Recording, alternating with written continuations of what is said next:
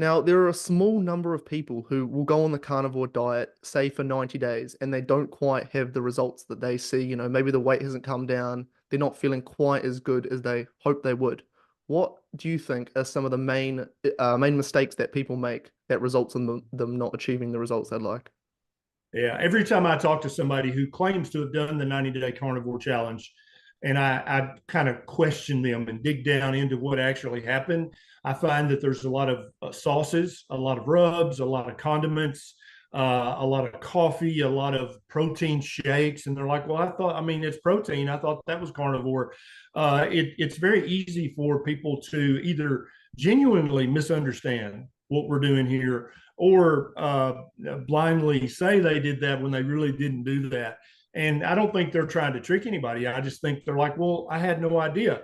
We have a lady in our private community who thought she was doing carnivore exactly right and just not getting the results she was looking for. When I questioned her at a deeper level, I found out she was eating a keto brick every day, which if people don't know, a keto brick it has some of the cleanest ingredients of any keto treat, but that's not carnivore. And so once she got that out of her diet, immediately she started to lose more visceral fat and started to notice reduced levels of inflammation. And so anytime somebody says, I did 90 days of carnivore, it didn't work for me, a few questions will often reveal maybe you ate a more meat heavy diet for those 90 days, but you didn't in fact really do carnivore for 90 days.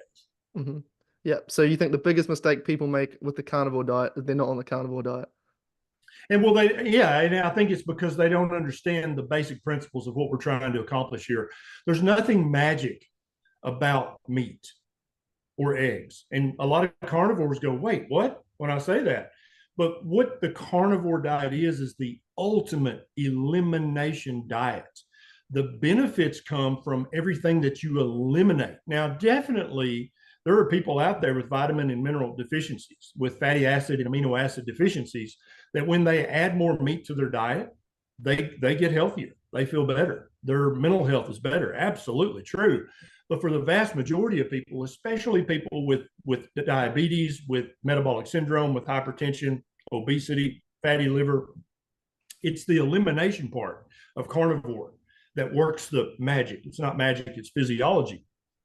But it feels like magic because you can eat as much as you want. And all of these chronic medical conditions that you previously associated with, oh, I'm just eating too much food. Turns out, no, that's not the case at all. You were just eating too much of the wrong foods, or in many cases, you're eating too many food adjacent products that pretend to be food but aren't really human food at all. Another thing that really holds people back when they're starting the carnivore diet is they go 2, 3 days, maybe they're feeling good, but then the sugar cravings knock on the door. All they can think about is the Oreos or the Pop Tarts. What is your advice for someone who's on carnivore and these things occur? Well, I love it when people go into their carnivore challenge with their eyes open. And I try to preemptively tell them, look, you're probably a sugar addict. And that's okay. But if you go into carnivore and you're not aware of that fact, about 3 to 7 days in, you're going to be jonesing and you're not going to recognize it for what it actually is, which is carbohydrate withdrawals. Just like if you tell somebody quit smoking, you'll feel better the minute you do.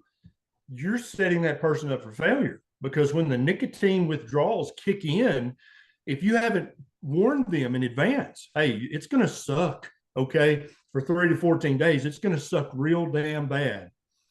Then they think, well, gosh, I felt so much better when I was smoking. Maybe I should just go back to smoking. Maybe that's actually healthier because I feel better when I smoke. Same thing for sugar addiction. If you don't warn them in advance, hey, you're going to go through withdrawals and it might suck a little bit or it might suck a lot of bit, depending on your physiology and how long you've been a sugar addict. I think you're setting people up for failure. They need to know that going in. They need to really know what it is and what to expect so that when it does happen, they're like, oh, this is sugar withdrawal symptoms. This doesn't mean carnivore is bad for me. Here, I'm having some reaction to carnivore. I'm just withdrawing from the sugar, and that's going to take a few days for my body to adjust. I think another big problem people make when switching to a carnivore lifestyle from the standard American diet is they're not putting enough salt on their food. Salt's been villainized for a long time. We've got all these studies allegedly showing it's bad for us. Obviously, they have issues with healthy user bias, like we know about. But so they have all these ultra processed foods full of salt, and then they come on the carnivore diet and they put such a minuscule amount on. And then obviously because you're in the low carbohydrate state, you're not retaining as much of these electrolytes. How Yep. much salt would you recommend someone put on their meat when they're starting carnivore? Yeah, there's this new invention. It's a very technological thing. Okay, Elon Musk approves of it. He recommends that you use this new device. It's called your tongue. Okay, so we have this built-in salt receptor that tells us when we're getting enough salt.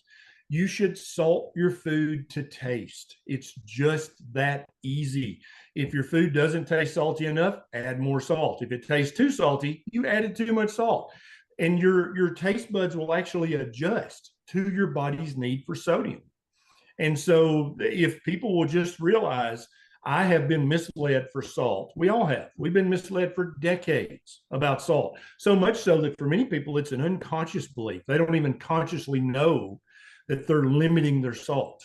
And so, yeah, you need to salt your meat to taste, salt your eggs to taste. Any food you eat, you need to salt it to taste. If I were able to have the magical powers of a televangelist and could reach through your screen right now and pull out every salt molecule out of your body, you would be dead within 3 minutes. People don't realize salt is vital. It is mandatory. It is good for you. It is not bad for you. Now, when you're eating a high carbohydrate, highly processed diet, eating too much salt might actually raise your blood pressure. But when you're eating a proper human diet, whether it's keto, ketovore, or carnivore, you need to salt your food to taste. You need that salt. It is good for you. So when it comes to the main benefits of the carnivore diet, what are things you hear reported very often? The list is too long. Let's just talk about the most common maladies that people are suffering from. Type 2 diabetes is going to reverse completely within 3 to 12 months on a carnivore diet. Fatty liver is going to reverse within 1 to 3 months on a carnivore diet. Metabolic syndrome is going to reverse in 3 to 9 months on a carnivore diet. PCOS is going to reverse in 3 to 15 months on a carnivore diet. Obesity is going to go, but you're going to approach your ideal body weight within 3 to 36 months on a carnivore diet, depending on multiple other factors. Your depression, your anxiety, your OCD. Even now, we're seeing that high fat carnivore can be used with remarkable benefits in mental health issues like bipolar disorder and schizophrenia. I mean, you could just go on and on and on and on. Now, the problem is that even though carnivore is the oldest diet human beings have ever eaten, it is a fad diet currently in that we're rediscovering the power of it. And so there's not a lot of research in the recent nutrition literature about it. So therefore, for many people, it feels very faddish. It feels like some kind of new trend that's got no long-term studies to show benefit. But here's the thing, at the end of the day, what we're recommending here is just eat real human food. We're not recommending some new synthetic pharmaceutical that was made in a chemical factory in China. That's not what we're recommending here. We're just saying, hey, just eat meat and eggs for 90 days. And so that's not revolutionary. That's not that's not some conspiracy theory. We're just saying eat meat and eggs for 90 days. If at the end of that 90 days you don't feel any better, you feel worse, then stop it and go back to your old diet. Mhm. Either whatever you eat, I'm going to love you. I don't care. But I know if you're suffering and you're sick, you need to try 90 days of carnivore. So many people, including myself, we go on the carnivore diet, everything's looking good, and we go and see our doctor and we tell him that we're on this all meat thing. In fact, my doctor recently sent out an email from that vegan doctor, what's his name, Mr. Greger or something like that, talking about his book in his recent email. So many people go on carnivore, everything's going good, and then their doctors, who they believe are highly educated on nutrition, like almost scare them out of it. What would you say to Sure. people who deterred by their doctor's opinion? Well, the first thing people need to realize, and keep in mind, this is coming from a doctor who's been licensed and practicing for over 22 years. Doctors are just dudes and chicks. They are susceptible to every logical fallacy. They're susceptible to big food and big pharma advertising. They are just as capable of making mistakes as any other human. You have to understand that. Then that helps you look at your doctor with fresh eyes. And so when your doctor says something like that, you're not going to, the spell is basically broken because we've all heard stories of the witch doctor in the tribe. Everybody's afraid of them. They look up to them. Anything they say is like the new gospel. A lot of people look at their doctor like that. And we've actually been trained by society to look at our doctor like that. Like whatever they say is gospel. That's not true. Doctors are just as susceptible to making mistakes and giving ignorant nutrition advice as your hairdresser or your mechanic or your mama or your next door neighbor. Most doctors receive very little training in nutrition, and most doctors, to be honest, don't think about nutrition very much. They're trying to keep up with all the latest and greatest pharmaceuticals. What's the newest drug? Oh, I've got to figure out how to get into the habit of prescribing that new drug. They're not thinking about what does anthropology say about the human diet? What does archaeology say? What does paleoanthropology say about a proper human diet? They don't think like that. And so what I recommend people remember is two things. You don't need your doctor's permission to eat a proper human diet, okay? When your doctor says, what's your diet look like? You can say, I'm eating a unprocessed, whole, real food, sugar-free diet. Did I just describe a carnivore diet? I guess so. Sure. Mm-hmm. Now, but what doctor is going to say, oh, you shouldn't do that? Mm-hmm. No, they'll be like, oh, that sounds great. Keep doing that, right? Mm-hmm. The second thing you've got to understand is you don't need a carnivore doctor or a keto doctor. You don't need that. You don't need your doctor's permission. And in many cases, people who have been eating keto or carnivore for a few years, they've read so many nutrition articles and so much nutrition research, they know more about nutrition than their doctor. All you need your doctor for is to order lab work, to order tests. They're the gatekeeper, basically.